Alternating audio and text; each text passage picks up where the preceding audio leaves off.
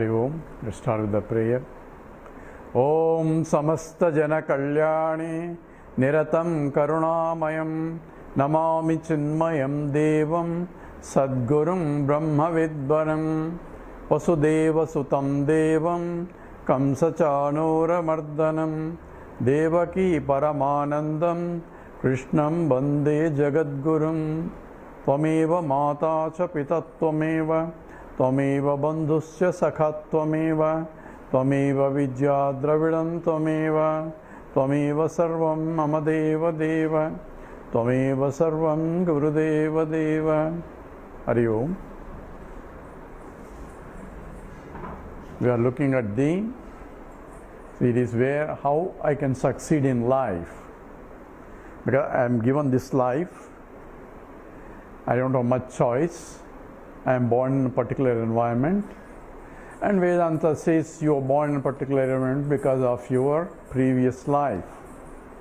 Whatever you did, those karmas, previous to previous to previous, so on, the leftover undigested karmas that I have done, I have left an impression, and are called vasanas. They form a sanchita karma of which I am bringing here into this life, and that's which is called prarabdha karma. So I am born in a particular environment conducive to exhaust that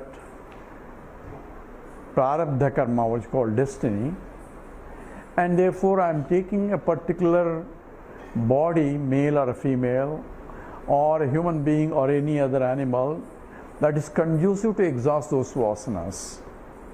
So the Darwin's evolution talks about the evolution, anatomical evolution of higher order of the complexity of the anatomy, including conceptual thought in the human being.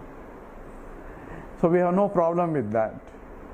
But we have an evolution of a jiva also, which Darwin obviously cannot analyze, because this is something that which cannot be examined by using objective tools. So from that jiva point, evolution is not necessarily follows the Darwin evolution. It can go back to any other forms in order to exhaust those particular vasanas. So we have a case in Vedanta also. A person is born as a deer. From the human being he went back to deer because of his love for the deer. Pulls him back. He has to exhaust that vasanas, like a detour taking and coming back again for evolution. So this is a hospital that you have to go in order to cure out and then come back again into your ladder of progress. So you come to a stage in this evolution of a human life where I'm going from a materialistic attitude to the religious materialistic, where I bring in religion. Religion is not a particular religion we are talking about. Religion is that which believes in the continuity of life, and there is a higher purpose in life. So there is a soul or a jiva that transmigrates from one to other. Most of the religions believe that there is a heaven at least. They may not believe in the life after, before and life so on, but at least they have one, this life and then the eternal life, hell or heaven. But how are you born in this particular environment? They have no clue, because their philosophy doesn't say previous life. So Vedanta says you are born because of your past. Just as your present is always due to the effect of the past. I am an engineer because I went to engineering school in the past. So whatever I am is result of my past. Same way, whatever born is also due to my past. I think we examined that before, and one lady went to Kanchi Kamakoti, the Shankaracharya, and wanted to ask question, how do you prove that there is a previous life? And instead of answering, he said, go and observe the maternity ward in the hospital for 3 days and come back, without answering. So what has that to do with the life, proof of a life before? But she went and observed for 3 days and came back and says, I got the answer. I had no more question. So what happened? She recognized that children are being born in different levels. For people who are very rich are born in a very comfortable and they're celebrating, and the people who are very poor or downtrodden or the children are born in an environment which is so dirty, and all other varieties in between. Children have not done anything, but yet they are suffering consequence. Question is, why are they born in that way? Some with the healthy, some with the golden spoon, some with the silver spoon, some with the wooden spoon, some no spoon at all. So there must be a cause for it. And that's how she recognized that there is a previous life, why the child who has not done anything yet to be deserving in different environments, different children are in the different environments, is only because of previous life. So disparity in the birth can only be explained not by random process. Oh, this is randomly occurring. Random doesn't explain the behavior of an individual. Statistics only tells you about the group behavior, but cannot be applied to the behavior of a single particle or single entity. So question is, why am I suffering? Why am I born? If one individual asks, there is no, you say, oh, randomly you are born like that. Cannot be explained. Well, randomly, why didn't I born in the other way? So that question cannot be answered in that way. Science cannot have answer for it. So that is one end of this. There is a proof that there has to be previous life. And also in the other end also you see people doing all sorts of actions and escaping the local law. No one can escape the absolute moral law, because that dharma carries through. He has to suffer the consequence of his actions, if not in this life, in the next life.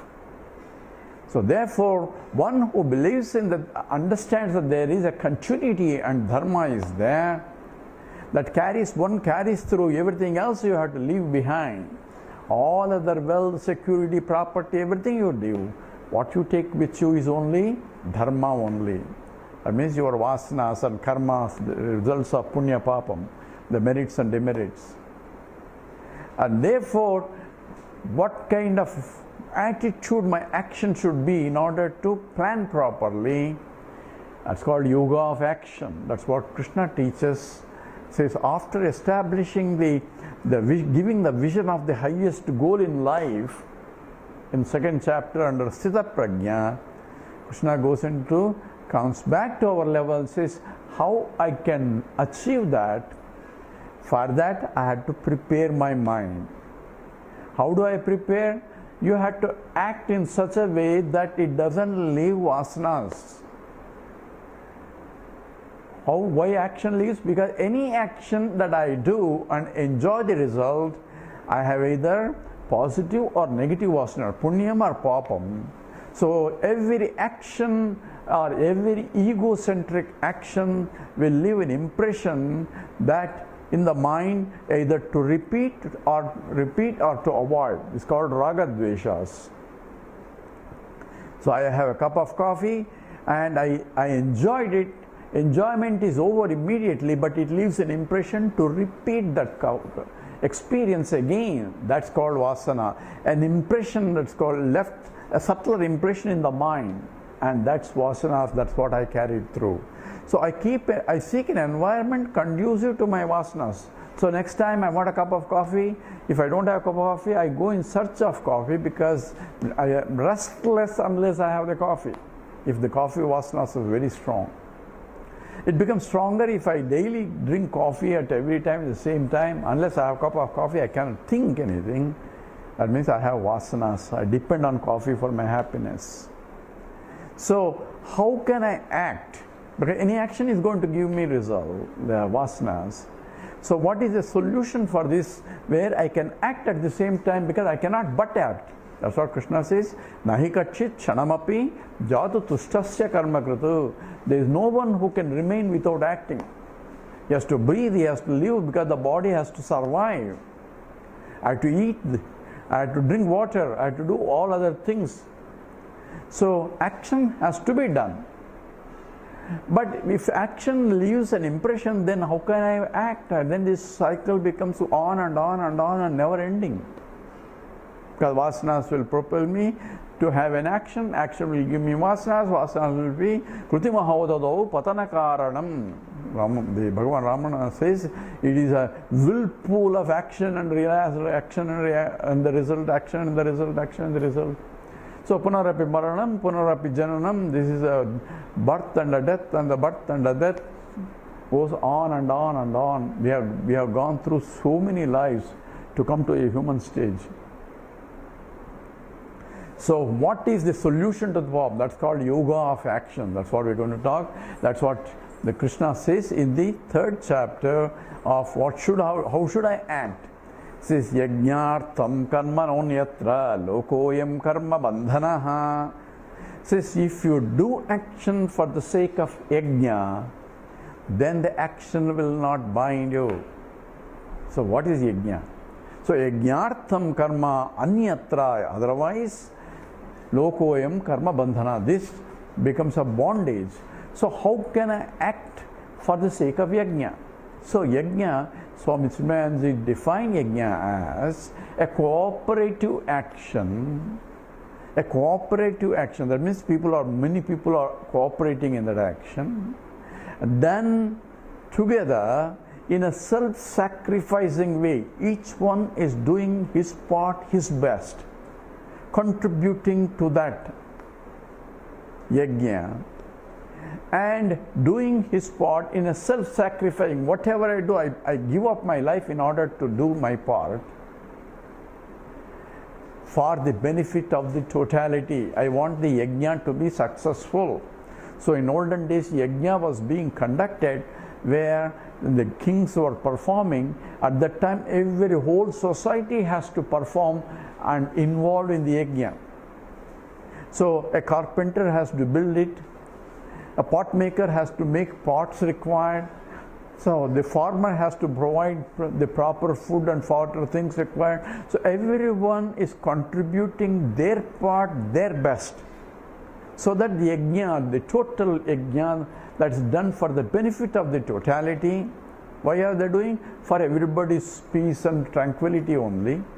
At those days, they were contributing and yajna was being helpful, successful. When the yajna is completed, the result of the yajna is distributed to everybody according to their contribution to the yajna. If I steal somebody else's contribution results, then I am essentially stealing. That's what Krishna calls it. Say, if everybody is contributing but I take all the results, then that means I am only stealing other people's. That's what happens. Everybody is contributing to the yajna and somebody else take all the benefit out, leaving only peanuts for everybody. I mean, I am stealing. Everyone has to be compensated depending upon their contribution to the yajna. Who decides? Whoever is yajna purusha has to decide properly. That's his responsibility. So, says yajnartham karma. So here the yajna is now has to modify and understand that any cooperative action becomes a yajna, where everybody has to contribute in a self-sacrificing way for the benefit of the totality, so that the totality can benefit, which will be distributed to each one. The results will be distributed proportional to their contribution. So if I take from the individual point, all components, that is, I have a mind, I have the intellect, I have the body, contribute their part, their best. That means I am performing an action, the body is involved, the mind is involved, the intellect is involved completely, because the mind is not distributing somewhere else. So every component is contributing, then that action will be the best that I can do. It may not be just that the action required for it, but at least that's all I can do. I have a satisfaction, I have done my part, my best. Just like in a game. So I play tennis, The opponent is playing, so I have played my part. He may be a better player, but I have given real fight. Even if I lost it, I have satisfaction that I have done best. That becomes a yajna. It becomes a game. It's a fun then. Same way, everyone. So I become most successful, at least from my point. I have no regrets about should have, would have, could have. All those things will not be there. I know I have done it best. Results doesn't depend on me, but action depends on me. That's what karmanyevadikaraste means. So at the family level, yajna means every component of the family. That means the husband is doing, the mother is also performing, whatever that her contribution is, each child has to contribute to the total yajna for the benefit of the family, then the family will prosper. Same way nation. Every component in the nation is contributing their part, their best for the benefit of the total, that is a nation. So everyone is working for the benefit of the nation, the nation will sponsor. Only problem is everyone, if the component says taking out property something more than the other people and not contributing equally or proportionately, the nation will suffer. That's what is happening in India also now. So this is a recipe given by the Lord when He created the whole universe itself. That's what the third chapter says. So along with the creation, the Creator created this and used this methodology for success. We are talking about success. So how to succeed in life? Success can only come by process of yajna, where everyone has to pitch in for the benefit of the totality. Then that action will not give the vasanas. That's what Krishna's statement is. Yajnartham karma anyatra lokoyam karma bandhana. It becomes a bondage. So that is the yoga of action involves. Every time I contribute, because I cannot but act in the world, whether it's a jnani or ajnani, whether it's a materialistic person or a spiritual religious person, he has to perform the action. So if I go to office, I am doing my part, my best, and contribute to that. If you are a part of it, you have to do your part, your best. Then only the organization will function. If selfishly I try to take benefit of it and overcome other people, then obviously organization will suffer, and I also suffer. Other people also suffer also. So attitude of action, that's called yoga of action, becomes important in the spirit of yajna. That's one aspect of that meaning of the sloka of yajnartham. The second meaning is yajna means the Lord. In the Vishnu Sahasranama, it says, the yajnam, yajnakrutaha. So he defines that one of the names of Lord Vishnu is also yajna. So yajnartham means paramartha prityartham, perform this action for pleasing the Lord. Who is the Lord? Totality. He became total. He is the total because he became everything. So it's the same as this previous statement, but now I'm invoking the Lord, a concept of an Ishvara. So bhakti comes into picture now. So when I perform an action as a worship to the Lord, so in the 9th chapter it says, Yat karoshi yad ashnasi yad juhoshi dadasi yatu yat tapasyasi kaunteya tat kurushva darpanam. Patram, pushpam, palam, toyam, yomi bhaktya prayachati. Whatever you offer it to me. It's a recognition of the presence of the Ishvara. But in the second is yat karoshi, whatever you do, offer it to me. Doesn't matter what the action is. Whatever you have to do, the obligatory actions, offer it to me. So it becomes a kainkaryam or naivedyam when I perform the action as a prayer to the Lord. The problem is when I am performing an offering itself, action itself as a prayer, as a naivedyam, then let that action has to be the best, because I don't want a lousy action and give it to him. Oh Lord, take it. He won't take it. He wants the best out of you. So therefore, performing the best and offering the action to him is a spirit of yajna. So when I perform action, my part, that becomes a devoted action. So where do I act? Whatever you are doing, you become a devotee. So this has to be inculcated in my day-to-day program for spiritual growth. This is what we are talking about. As how to succeed in life. I can succeed in life by doing this, because that's what the recipe of Gita says, that one can succeed in life by bringing Ishvara into picture. Not only this life, I am also accumulating the merits of the previous life by offering to the Lord. So ananyas chintayanto ma ye janah paryupasate tesham nityabhiyuktanam yogatshemam vahamyaham. I'll take their yogam, and yogam is trying to get something, shemam is to preserve what you have. I'll take care of it if you perform and if you have me all the time, because every action, including thinking action, offer it to him only. Means constant remembrance of the name of the Lord becomes a real devotee.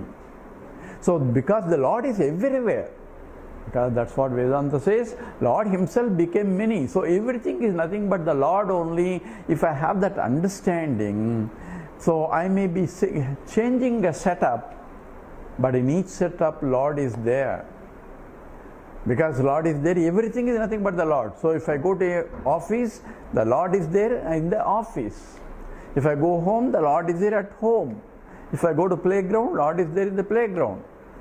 So vision of the Lord while performing the action, then the action has to be the best.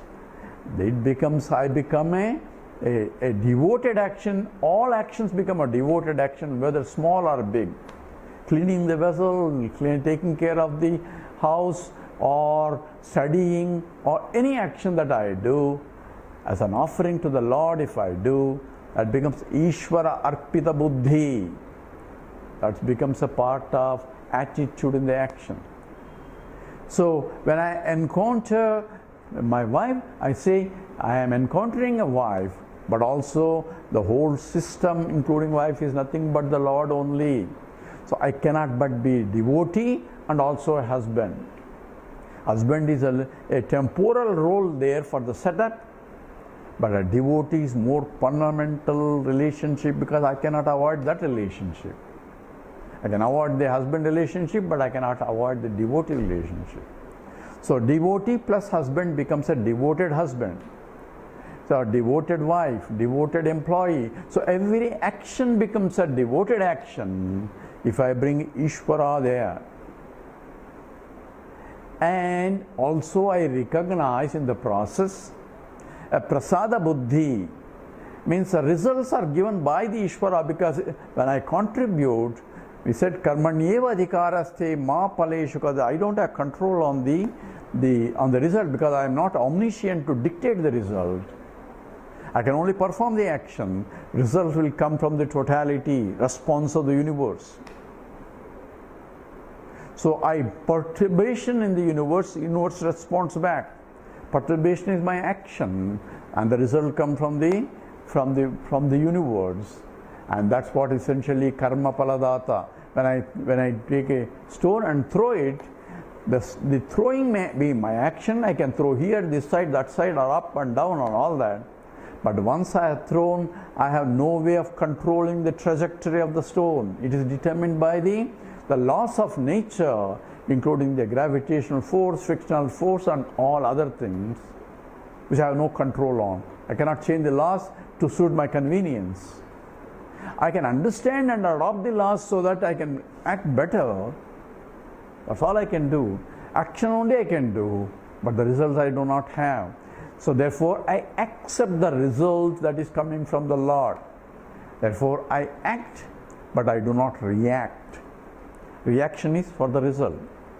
Just as I do not react when I receive prasadam. When the priest offers this a prasadam, it may be a laddu, or it may be water, it may be flower, it may be a fruit, and it may be even a bitter fruit also. In Ugadi, they give all sorts of combination of it is a sourish, bitterish, sweetish, and all that. To give life is like that. I accept it because it is coming from the Lord. Without reacting, how come I am only getting this much? How come the other fellow is getting more prasadam? All that, who made this prasadam? All those questions don't mean much. That reverential attitude to receive without reaction is called prasada buddhi. So when I receive it, then I do not react. That means my mind is in equilibrium position and I can act again. So every time I have only choice in the action, results keep coming from Him. And that attitude of karma yoga makes me successful even in materialistically also. At the same time, does not leave impressions in my mind to repeat that because it is an offering. There is a story of Ramakrishna Paramahamsa. He had a disciple who was a drunkard. But at the same time, he was so much devoted to Ramakrishna. So he used to bring his 6-pack of beer and keep it outside and come and listen to his talks. And in between he used to go out and drink and then come back again to listen. Because he was addicted to the alcohol. So the Ramakrishna must say, why are you going back and forth, back and forth? And he said, because he confessed the problem, I have this problem, I'm keeping outside, I don't want to be insulting. So I kept outside, I'm drinking and then coming back to listen. I said, okay, do one thing. You bring that 6-pack, I allow you to bring it inside. You can drink provided under one condition. He says, okay, he was very happy. This teacher is very nice. Only thing is, before you drink, think of me also. Don't drink alone. Don't give me, but think of me also while doing that. Oh, that is very good. So, whenever he was drinking, he was thinking Ramakrishna. But in the process, his devotion to Ramakrishna became more and more, and he lost interest in the drink itself. That's what happens in the yoga of action when I bring Ishvara. When I bring Ishvara, two things will happen. My mind will not be agitated in the action. I know because I am performing this action for the best of as I want to make it, the Lord, please the Lord. So someone went to Swami says, how do I know the Lord is pleased by my action? Because there is no response. I am acting and results coming, I don't know whether I am offering, but no response. What happens if you offer a prasadam also? You make a prasadam and offer it. You make a naivedyam and offer it. Then what happens? I don't know whether Lord took it or not because everything is right there. If Lord start taking, nobody will give prasadam to him. Nobody give naivedyam to him. Oh Lord, a lot of people are waiting only for prasadam's sake. Please don't eat it. So thank God Lord doesn't eat. But how do I know that Lord is pleased by my action? One fellow went and asked one Swami about this. Swami said, forget about the Lord. Are you pleased by your action? You are offering to the Lord, but are you pleased by your action? Said, no, I could have done better. If you are yourself is not pleased, how do you think the Lord will be pleased? Therefore, what it implies, when I perform an action and offering to the Lord, let that action be my best. That's what is yoga.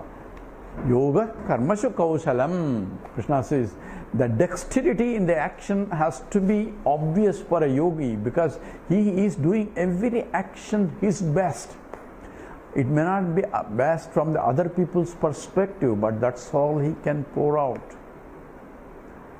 That becomes a jnartham karma. attitude of an offering is offering as a Ishvara Arpita Buddhi comes only when I am performing my part, my best, and offer it to him so that Prasada Buddhi comes, I do not react it. That purifies the mind so that the vasanas are not there, the desire prompted are not there, only actions that are obligatory actions will remain. There are actions of different types. One is the Nitya Naimitaka karma, we called about this called obligatory actions. Kamya karma, desire prompted actions. And there is a Nishiddha karma, you should not do those actions because they are self-insulting, hurting another unnecessarily, sadistic approaches. Hurting others because we said what you don't want others to do, you should not do.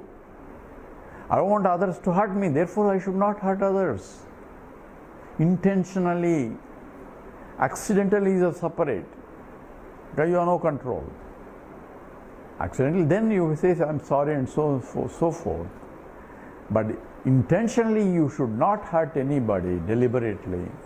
You should not lie, you should not steal. All those becomes a properties, and therefore that attitude becomes important, and that becomes a dharma. So if I perform the action with that attitude, the yoga of action, my mind becomes purified from that. I will not be doing. So the Nishiddha karma is you should not do. And if you case by mistake, if you do, then there's got prayaschitta karma, a repair action. If you hurt somebody, say, I'm sorry. That's a prayaschitta. Whether he will excuse or not is not in your hand. But at least you have done your part so that you don't repeat again. So prayaschitta karma, so we have a nitya naimittika karma, obligatory actions, and desire prompted actions, kamya karma, then prohibited actions, nishiddha karma, and prayaschitta karma, repair actions for performing things that I should not have done. In the process, the mind becomes so purer, and I am left with only the obligatory actions. No more kamya karma, no more desire prompted actions, and that obligatory actions depending upon the role that I am playing now. As a father, I have an obligation to take care of my children. As the husband, I have to take care of my wife. As an employee, I have to take care of I have to do my part. All becomes a yoga only, provided I have a right attitude in the performance. That prepares my mind for the next. That is essentially for spiritual pursuit. So karma yoga purifies the mind. Next we will talk about what are the requirements for spiritual awakening, and that we will do in the next talk. With this we stop here. Om Purnamada Purnamidam Purnat Purnamudachyate Purnasya Purnamadaya Purnameva Vasishyate. Om Shanti Shanti Shanti. Harihi Om Sri Gurubhyo Namaha. Harihi Om.